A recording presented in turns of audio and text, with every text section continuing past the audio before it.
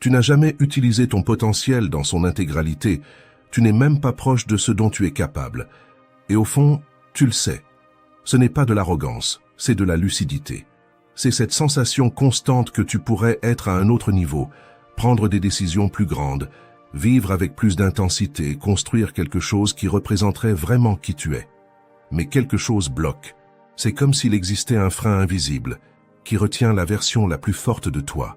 Tu vois des possibilités, tu visualises des chemins, tu sens que tu peux faire davantage, et pourtant, tu restes au même endroit. Et c'est cela qui pèse le plus. Parce que ce n'est pas le manque de rêve qui dérange, c'est la conscience qu'il existe une force immobile à l'intérieur de toi. Maintenant, comprends quelque chose de décisif. Le potentiel n'apparaît pas quand la confiance arrive. Le potentiel apparaît quand la décision vient en premier. Il ne se révèle pas dans l'attente, il se révèle dans le mouvement. Il existe un point de bascule qui redéfinit tout, l'instant où tu cesses de demander « Est-ce que j'en suis capable ?» et où tu commences à affirmer intérieurement « Je vais construire cela ». Ce n'est ni de la motivation, ni de l'auto-illusion. C'est un positionnement. Ce changement n'est pas extérieur. Il ne dépend ni de validation, ni d'applaudissements, ni de circonstances parfaites. C'est un réveil intérieur. Et à partir de ce réveil, la séquence devient inévitable. La posture génère le mouvement génère des preuves. Les preuves construisent une confiance réelle, pas cette confiance fragile, fondée sur un élan momentané, mais la confiance solide de celui qui s'est déjà vu agir. Libérer ton potentiel ne signifie pas débloquer un don caché. C'est retirer les couches de doute qui étouffaient ta force. C'est enlever ton pied de ton propre frein. Dans cette vidéo, tu vas apprendre comment activer cette version plus vaste de toi-même, non avec des promesses vides, mais avec des décisions qui élargissent ta perception de puissance. Parce que lorsque tu commences à agir comme quelqu'un qui sait qu'il peut, ce qui était lointain cesse de sembler impossible, la peur perd son autorité, et ta vie commence à répondre à la nouvelle posture que tu assumes. Si tu sens que tu es né pour davantage, alors n'attends pas de te sentir prêt. Il est temps de libérer cela. Commençons. 1. Vous en êtes capable. Assumez-le. Il existe un pouvoir unique en vous, la capacité de réaliser. Chaque être humain la porte en lui. Ce n'est pas un privilège réservé à quelques élus, c'est une faculté humaine universelle. Mais peut-être que vous ne le ressentez pas en ce moment.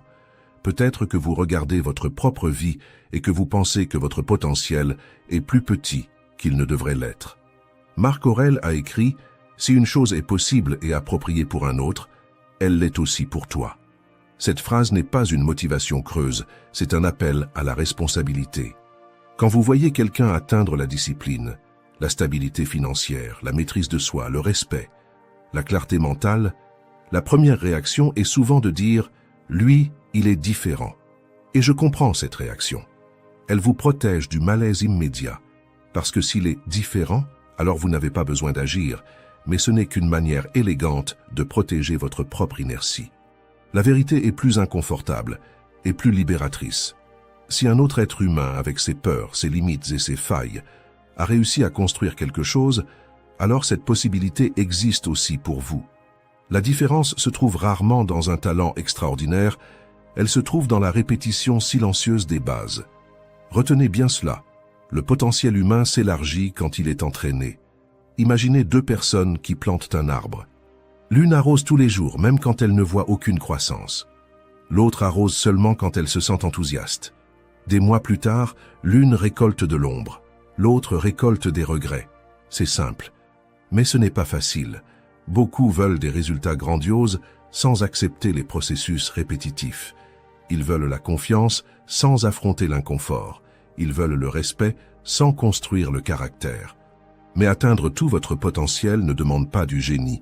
Cela demande de tolérer l'ennui du progrès. Pensez à des personnes réelles qui ont transformé leur santé et qui ont commencé simplement en marchant 10 minutes par jour. Des professionnels qui aujourd'hui dirigent des équipes et qui ont commencé en exécutant des tâches simples avec excellence. Les personnes émotionnellement fortes ne sont pas nées ainsi. Elles ont entraîné leurs réactions face aux difficultés. Rien de tout cela n'a commencé de manière épique. Cela a commencé petit. Le problème n'est pas un manque de capacité, c'est un manque de continuité. Et la continuité n'est pas un trait de personnalité. C'est quelque chose que vous décidez et que vous répétez chaque jour. Vous n'avez pas besoin de tout conquérir d'un seul coup. Vous devez conquérir aujourd'hui, puis demain, puis encore le lendemain. Imaginez votre capacité comme un muscle. Si vous ne l'utilisez pas, elle s'affaiblit. Si vous l'utilisez avec discipline, elle grandit. Il ne s'agit pas d'intensité occasionnelle. Il s'agit de constance stratégique. Beaucoup attendent de ressentir la confiance pour agir. Mais l'ordre est inverse. Vous agissez. Et la confiance vient comme conséquence. Écoutez ceci avec clarté. Si quelque chose est possible pour un autre être humain, c'est parce que cela fait partie du spectre humain. Et vous faites partie de ce spectre. Alors cessez de vous traiter comme l'exception négative de l'espèce. Vous n'êtes pas le seul incapable. Vous êtes quelqu'un qui n'a pas encore insisté assez longtemps. Le monde n'appartient pas aux plus brillants. Il appartient à ceux qui restent. Commencez petit. Mais commencez, répétez, ajustez, persévérez. La réalisation n'est pas un événement, c'est une accumulation. Et quand vous comprenez cela, vous cessez d'attendre une version future, plus forte de vous-même, et vous commencez à construire cette version maintenant. Atteindre tout votre potentiel ne signifie pas devenir une autre personne.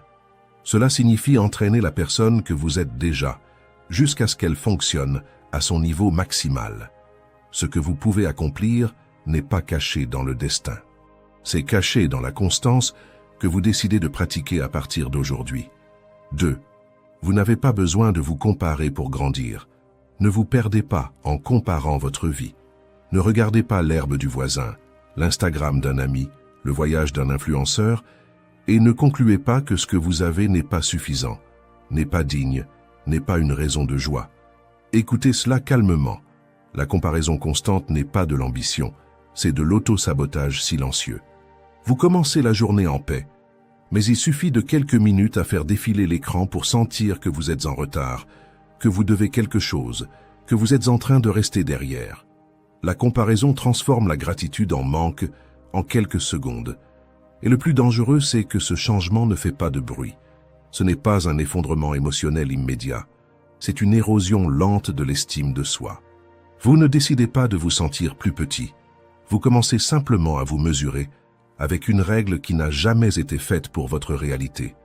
Peut-être que vous voyez quelqu'un acheter une maison pendant que vous payez encore un loyer. Peut-être que vous voyez un corps athlétique pendant que vous luttez pour maintenir la discipline. Peut-être que vous voyez une relation apparemment parfaite pendant que vous traversez des conflits bien réels. Mais vous comparez vos coulisses avec la scène éditée de quelqu'un d'autre. Les réseaux sociaux montrent des extraits, pas le processus. Ils montrent le résultat, pas les nuits de doute. Ils montrent la réussite, pas les échecs accumulés avant elle.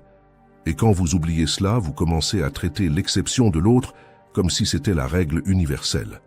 C'est comme juger votre chapitre 2 à partir du chapitre 20 de quelqu'un que vous ne connaissez même pas entièrement. Le stoïcisme enseigne quelque chose de simple et puissant.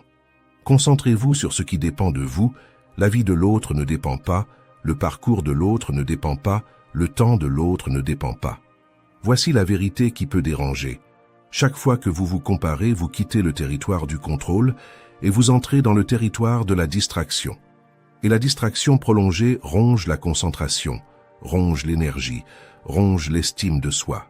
Imaginez que votre attention est comme de l'eau. Là où vous la versez, cela grandit. Si vous la versez dans la comparaison, l'insécurité grandit. Si vous la versez dans votre propre progression, la confiance grandit. Retenez ceci, l'attention est un investissement. Là où vous investissez votre énergie émotionnelle, vous construisez votre identité. La comparaison, c'est comme courir sur un tapis roulant en regardant la piste d'à côté. Vous trébuchez non pas parce que vous êtes incapable, mais parce que vous avez détourné le regard de votre propre chemin. La vérité, c'est que chaque personne a un point de départ invisible. Certains ont commencé avec un soutien financier, d'autres ont commencé dans le manque. Certains ont eu des conseils, d'autres ont appris en se trompant. Vous ne connaissez pas la ligne de départ de l'autre. Alors pourquoi insistez-vous pour mesurer votre propre course à la vitesse des autres? Votre seul véritable repère, c'est la personne que vous étiez hier. Si aujourd'hui vous avez un peu plus de clarté, un peu plus de discipline, un peu plus de maturité émotionnelle, alors il y a du progrès. et un progrès constant dépasse le talent exhibé. Peut-être que vous n'êtes pas encore là où vous voudriez être, mais vous êtes exactement là où vos décisions récentes vous ont conduit. Et ce n'est pas une accusation, c'est un pouvoir, parce que les décisions peuvent être ajustées. Beaucoup vivent en cherchant à impressionner. Le sage vit en cherchant à évoluer. Retenez bien cela. Cessez de regarder à l'extérieur en quête de validation et commencez à regarder à l'intérieur en quête de direction. Imaginez votre parcours comme un sentier de montagne. Si vous passez tout votre temps à regarder l'alpiniste à côté, vous ne voyez pas les pierres devant vos pieds. Et vous trébuchez non pas par manque de capacité, mais par manque de présence. Aujourd'hui, faites un exercice simple et réel. Au lieu de demander « Pourquoi je n'y suis pas encore ?», demandez « Quelle est la prochaine étape qui dépend de moi ?» Ce changement semble petit, mais il déplace l'axe de votre esprit. Concentrez-vous sur votre construction, ajustez votre rythme et respectez votre processus. Parce que lorsque vous cessez de rivaliser avec la vie des autres, vous commencez enfin à construire la vôtre. Cessez de courir sur la piste des autres, ajustez votre regard, ancrez vos pieds et avancez sur votre propre chemin. C'est ainsi que vous prenez votre place. C'est ainsi que vous atteignez votre plein potentiel. 3. Ne laisse pas le bruit voler ton attention. Sénèque, le grand philosophe stoïcien, n'écrivait pas dans un silence absolu.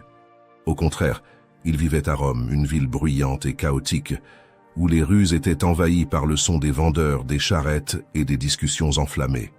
Sa maison se trouvait au-dessus d'un établissement de bain où des personnes criaient, riaient et frappaient l'eau avec leurs mains. Malgré cela, il écrivait, réfléchissait et produisait certaines des œuvres les plus marquantes de la philosophie. La différence ne se trouvait pas dans l'environnement, elle se trouvait dans la discipline intérieure. Dans l'une de ses lettres, il a affirmé « Je force moi-même mon esprit à se concentrer et je ne lui permets pas de se distraire par ce qui se passe autour de moi. Cela change tout, parce que le véritable bruit est rarement à l'extérieur. Il commence à l'intérieur. Peut-être que tu l'as déjà remarqué. Parfois, l'environnement est relativement calme, mais ton esprit est dispersé, agité, sautant d'une pensée à l'autre sans direction claire, et ce n'est pas un manque d'intelligence, c'est un manque de commandement. Nous vivons entourés de stimulations, oui, mais le problème n'est pas l'existence des stimulations, le problème est l'absence de critères. Si tu ne décides pas consciemment sur quoi tu vas te concentrer, ton esprit sera attiré par ce qui est le plus urgent, le plus accrocheur ou le plus émotionnellement provocateur. Et celui qui vit en réagissant aux stimulations ne construit jamais quelque chose de profond. Un esprit dispersé n'est pas faible par nature, il devient faible par fragmentation. C'est comme essayer d'allumer un feu de camp, en dispersant des étincelles de tous les côtés. Rien n'atteint une intensité suffisante pour produire une vraie chaleur. Le potentiel ne se révèle pas dans la dispersion. Le potentiel se révèle dans la concentration. Marc Aurèle a écrit « Concentre-toi sur ce qui est devant toi. Fais ce que la raison et la justice exigent. Oublie le reste. » Oublier le reste n'est pas du mépris, ce n'est pas de l'égoïsme ni de l'indifférence. C'est une stratégie. Le stoïcisme ne te demande pas d'éliminer le monde autour de toi. Il te demande de sélectionner ce que tu permets d'occuper ton esprit. Il ne te demande pas de vivre isolé, il te demande de vivre avec discernement. Parce que l'attention est une autorité. Quand tu contrôles ton attention, tu contrôles ton énergie. Quand tu contrôles ton énergie, tu contrôles ta direction, et une direction cohérente construit le caractère. Peut-être que ton potentiel n'est pas bloqué par un manque de talent.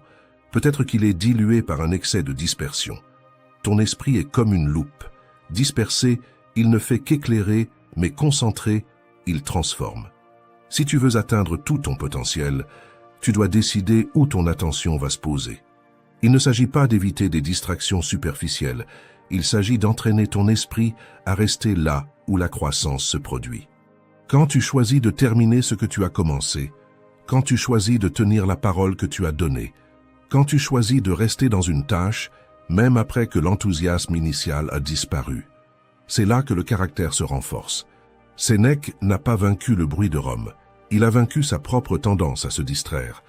Et c'est cela qui change ta vie. Ne pas éliminer le bruit, mais élever ton attention au-dessus de lui.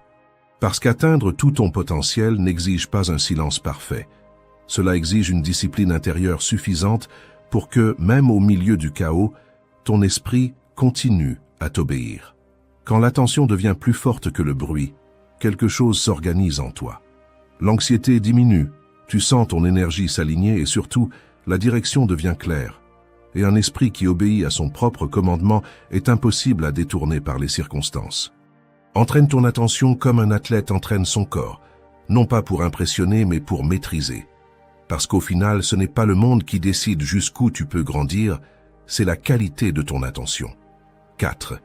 Utilise tes cicatrices comme sagesse, pas comme excuse. Apprends de ce que tu as déjà traversé pour construire un nouveau chemin dans ta vie.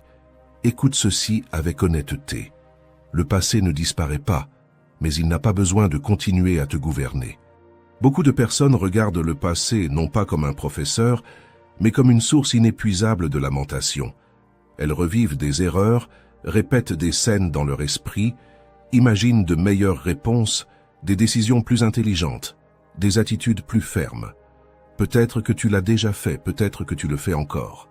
Tu rejoues la même scène avant de dormir, en essayant de réécrire ce qui ne peut plus être modifié, mais la mémoire n'est pas une machine à remonter le temps, c'est un outil d'apprentissage. Même avec la meilleure intention du monde, tu ne peux pas retourner là-bas et corriger tes actions. Ce qui a été dit a été dit, ce qui a été perdu a été perdu, ce qui a été fait est resté derrière. Et insister pour renégocier ce qui est déjà terminé ne fait que prolonger une douleur qui aurait pu devenir sagesse. Mais aujourd'hui, tu peux décider d'utiliser ton présent d'une manière différente. Le passé est comme un rétroviseur. Il est fait pour orienter, pas pour conduire. Si tu essaies de diriger ta vie en regardant uniquement en arrière, tu finiras inévitablement par entrer en collision avec le présent. Peut-être que tu as investi au mauvais endroit, peut-être que tu as fait confiance à la mauvaise personne, peut-être que tu as perdu des opportunités par peur. Cela fait mal, et nier la douleur ne résout rien. Mais transformer la douleur en identité est encore pire. Une erreur ne définit pas qui tu es. Elle définit seulement ce que tu as fait à un moment précis de ton histoire. Le problème commence quand tu remplaces la phrase « j'ai fait une erreur » par « je suis une erreur ». Cette différence semble petite, mais elle change complètement la manière dont tu te positionnes face à la vie. Le stoïcisme enseigne que nous ne contrôlons pas ce qui s'est déjà produit, mais nous contrôlons le jugement que nous portons sur cela. Et le jugement que tu choisis détermine si le passé sera une encre ou un élan. Imagine que chaque erreur est comme une brique.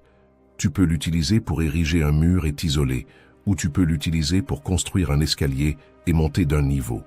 Le même matériau, des destinations complètement différentes. Il y a des personnes qui transforment des échecs financiers en discipline, qui transforment des rejets en maturité émotionnelle, qui transforment des humiliations en force silencieuse. La différence ne réside pas dans ce qu'elles ont vécu, mais dans l'interprétation qu'elles ont décidé d'adopter. Écoute ceci avec fermeté. Personne n'est défini par ce qui lui est arrivé, mais par l'attitude qu'il adopte après que cela est arrivé. Rester prisonnier du passé, c'est comme porter un sac à dos rempli de pierres inutiles pendant une montée raide. Chaque pas devient plus lourd, non pas parce que la montagne est impossible, mais parce que tu refuses de lâcher ce qui ne te sert plus. Apprendre est différent de se lamenter. Apprendre exige de la lucidité. Se lamenter exige seulement de l'attachement. Si tu veux vraiment honorer ton passé, extrais la leçon et avance. Demande-toi avec honnêteté, qu'est-ce que cette expérience m'a enseigné? Quel schéma dois-je abandonner? Quelle vertu dois-je renforcer? Quelles personnes et quelles opportunités ce type d'énergie attire-t-il? Ces questions transforment le regret en direction. Tu cesses d'être quelqu'un qui explique le passé et tu deviens quelqu'un qui construit l'avenir. Le présent est le seul point où le changement est possible. Pas hier, pas demain. Maintenant. Chaque jour est une nouvelle opportunité de prouver que tu n'es pas prisonnier de ton histoire, mais l'auteur du prochain chapitre. Utilise ton passé comme professeur, utilise ton présent comme outil, utilise ton futur comme construction consciente. Parce que lorsque tu décides d'apprendre au lieu de te limiter, quelque chose se réorganise en toi. La culpabilité perd de l'espace, la clarté augmente et une nouvelle direction devient possible. Ton véritable potentiel n'est pas caché dans ce que tu as fait hier. Il se trouve dans ce que tu décides de faire aujourd'hui, après tout ce que tu as déjà vécu. 5. Regarde les difficultés par le côté qui pèse le moins. Épictète disait que chaque situation dans la vie a deux anses, une par laquelle tu peux la porter et une autre qui te blesse, te renverse ou ne fonctionne tout simplement pas. Le choix paraît évident. Mais dans la pratique, nous choisissons presque toujours la mauvaise anse, celle de la colère, du ressentiment, de l'entêtement, de la culpabilité, de l'auto-sabotage, et peut-être que tu l'as déjà fait plus de fois que tu ne voudrais l'admettre. Tu as réagi par impulsion, insisté sur le même schéma, répété la même réponse en espérant que, cette fois, le résultat serait différent. Mais il ne l'a pas été. C'est comme essayer d'écrire avec la main que tu ne maîtrises pas. La phrase sort, mais elle sort de travers, lente, inconfortable. L'effort est plus grand, la frustration augmente et à la fin, tu accuses le stylo, la feuille, la table, sauf le choix de la main. Nous savons tous ce que cela fait d'écrire avec la bonne main. La feuille est la même, le stylo est le même, la phrase est la même, mais la fluidité change, l'expérience change. La plupart du temps, ce n'est pas la difficulté qui te détruit, c'est la manière dont tu décides de la tenir. Et voici un point décisif. Bien souvent, tu n'es pas épuisé par le problème en lui-même. Tu es épuisé par l'attitude que tu as choisie face à lui. Quand tu cesses de lutter contre le processus, de blâmer les autres, de résister à ce que tu dois affronter. Et, pour la première fois que tu choisis l'anse de la responsabilité au lieu de celle du déni, c'est là que ta liberté commence. Combien de fois fais-tu l'inverse? Tu réagis de la même manière, tu fuis par les mêmes chemins. Tu utilises les mêmes arguments, même en sachant qu'ils n'ont jamais fonctionné. Albert Einstein disait « La folie, c'est de faire toujours la même chose et de s'attendre à des résultats différents. La répétition inconsciente ne construit pas l'avenir, elle ne fait que prolonger les mêmes cycles. La vie ne change pas toujours au rythme que tu voudrais, mais ton attitude peut changer maintenant. Tu peux tenir la situation par l'anse du traumatisme ou par celle de la transformation. Par celle de l'orgueil ou par celle de l'humilité, par celle du jugement ou par celle de la compassion. La situation est la même, ce qui change, c'est la force que tu construis en la traversant. C'est comme traverser une tempête avec un parapluie cassé en accusant le vent. Le vent ne s'arrêtera pas parce que tu te plains, mais tu peux changer de parapluie. Le stoïcisme ne te demande pas d'être froid, insensible ou indifférent à la douleur. Il te demande d'être responsable de la manière dont tu y réagis. Il ne te demande pas d'ignorer la difficulté, il te demande de la soutenir avec posture. La prochaine fois que quelque chose te paraît insupportable, fais une pause. Respire avant de réagir. Observe avant d'attaquer. Et demande-toi, est-ce que j'essaie de soulever cela par la mauvaise anse? Peut-être que la situation ne changera pas immédiatement. Mais toi, tu changes, et quand tu changes, l'expérience change avec toi. Parfois, la réponse ne consiste pas à diminuer le poids, mais à renforcer la manière dont tu le portes. Car le problème n'est pas d'avoir à supporter des défis. Le véritable problème, c'est d'insister à souffrir inutilement, alors qu'il existe une manière plus sage de les soutenir. Tu ne contrôles pas le poids de la vie, mais tu contrôles la posture avec laquelle tu décides de le porter, et c'est précisément dans cette posture que ton potentiel commence à apparaître. Atteindre tout ton potentiel ne signifie pas vivre sans difficulté.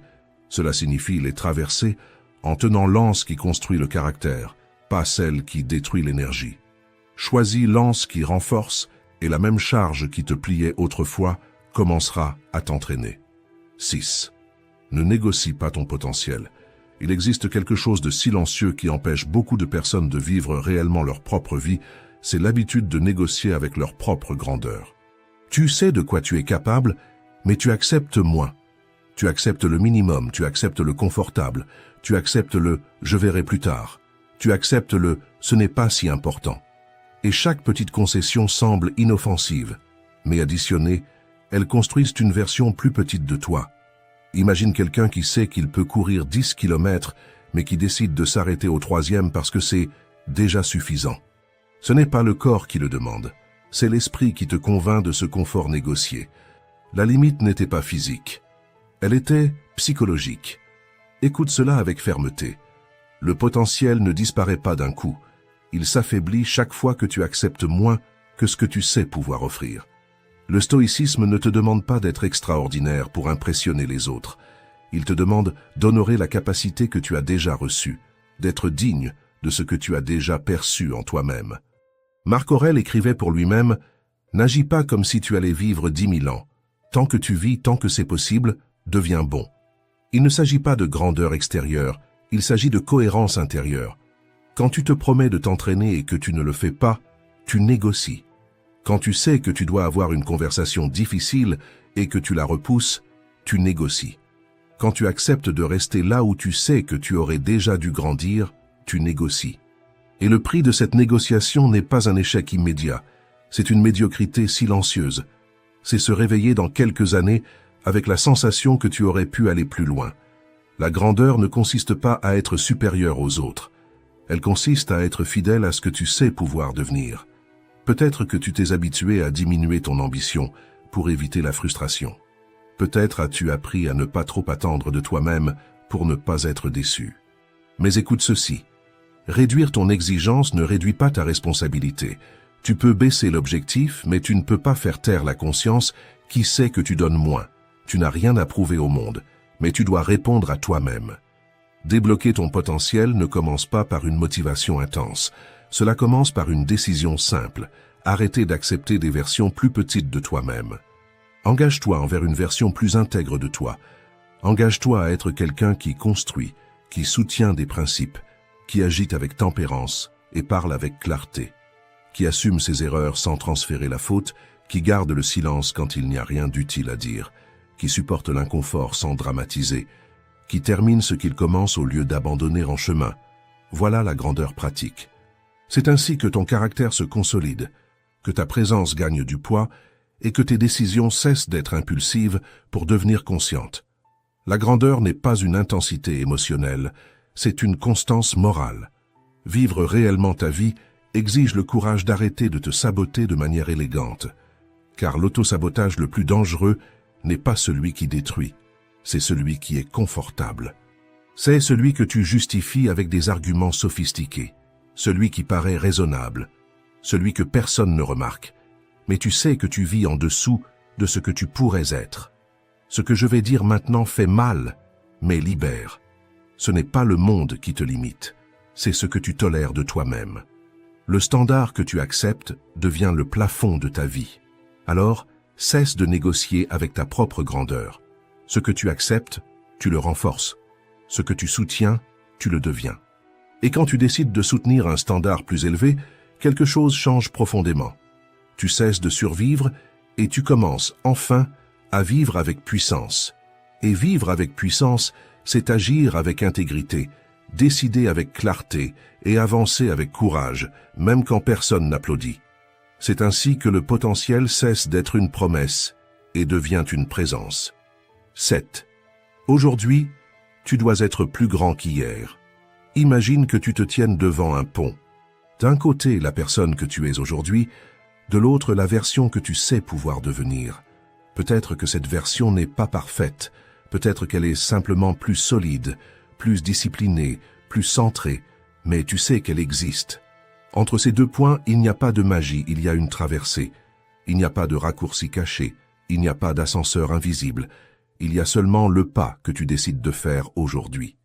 Ce qui frustre souvent, ce n'est pas la distance jusqu'à l'autre rive, mais la sensation de savoir que tu pourrais être plus loin si tu avais commencé plus tôt.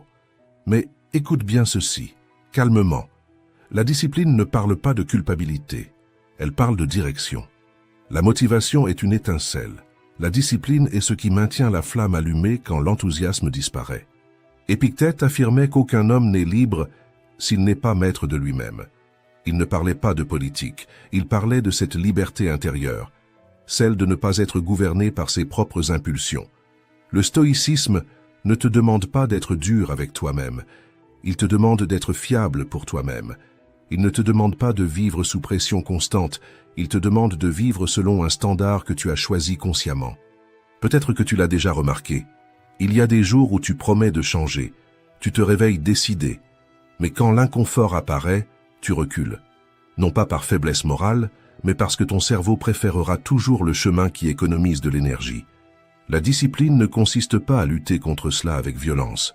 Elle consiste à entraîner ton système à obéir à ce que tu as décidé d'honorer. c'est répéter ce qui est juste jusqu'à ce que le juste devienne automatique. Repense au pont, chaque choix est un pas. Personne ne traverse ce pont d'un seul bond. Il se construit pas après pas, sous les pieds de celui qui décide d'avancer. Quand tu respectes l'heure que tu as fixée, quand tu termines ce que tu as commencé, quand tu dis non à une impulsion dont tu sais qu'elle t'affaiblit, tu avances de quelques centimètres, et avancer de quelques centimètres, chaque jour, construit des kilomètres au fil des mois. Marc Aurèle était empereur du plus grand empire de son époque. Et pourtant, il écrivait pour lui-même comme un apprenti. Il n'attendait pas d'être inspiré, il se rappelait simplement son rôle. Parce que le but n'est pas une émotion intense, c'est un engagement répété. Le stoïcisme ne te demande pas d'être parfait, il te demande de t'améliorer un peu, même quand personne ne regarde. Écoute ceci avec attention. Le caractère ne naît pas lors de journées extraordinaires. Il est forgé dans les jours ordinaires que tu décides de prendre au sérieux. Tu n'as pas besoin de tout conquérir d'un seul coup. Tu n'as pas besoin de transformer toute ta vie demain. Tu as seulement besoin d'honorer la décision d'aujourd'hui. Et honorer aujourd'hui est la seule manière réelle de transformer demain. L'autodiscipline n'est pas une prison. C'est la structure qui protège ton potentiel de tes propres oscillations émotionnelles. Sans structure, ton énergie se disperse. Avec structure, ton énergie se concentre et une énergie concentrée construit le caractère. Dans les jours difficiles, tu peux penser qu'il te manque de motivation, mais ce qui transforme réellement quelqu'un, ce n'est pas une motivation élevée, c'est un engagement maintenu même lorsque l'émotion est basse. Chaque fois que tu respectes ce que tu t'es promis, quelque chose change à l'intérieur. Ce n'est pas seulement de la confiance, c'est de l'identité. Tu commences à te respecter, et le respect intérieur est le sol sur lequel le potentiel grandit. Atteindre tout ton potentiel, c'est cesser d'être quelqu'un qui essaie, pour commencer à être quelqu'un qui agit. C'est tenir ta parole quand personne ne l'exigerait. C'est rester calme quand il serait facile d'exploser. C'est agir avec intégrité même quand tu ne recevrais aucune récompense pour cela. C'est continuer à t'entraîner quand le résultat n'est pas encore visible. C'est te lever tôt même sans applaudissements. C'est choisir ce qui est juste quand ce qui est confortable semble plus tentant. Voilà le caractère, et un caractère soutenu dans le temps se transforme en pouvoir. Pouvoir de décision, pouvoir de stabilité, pouvoir de ne pas être entraîné par ses propres émotions. Peut-être que tu n'es pas encore là où tu veux arriver. Mais écoute ceci avec fermeté. Ce qui décide de ton avenir, ce n'est pas ce que tu ressens aujourd'hui. C'est ce que tu fais malgré ce que tu ressens. Tout se joue dans le choix quotidien de traverser le pont, même lentement. Et quand tu avances lentement, mais sans reculer, quelque chose change profondément. La confiance cesse d'être une attente et devient une preuve. La discipline cesse d'être un effort et devient une identité. Et ton potentiel cesse d'être une promesse et commence à devenir une réalité. Parce qu'au final, ce n'est pas le talent qui sépare les gens. C'est celui qui décide de continuer et celui qui continue construit. Si cette vidéo t'a aidé à voir les choses sous un nouvel angle, laisse ton like, abonne-toi, commente et partage. Ici, nous continuons à nous renforcer et à apprendre. Merci d'avoir regardé.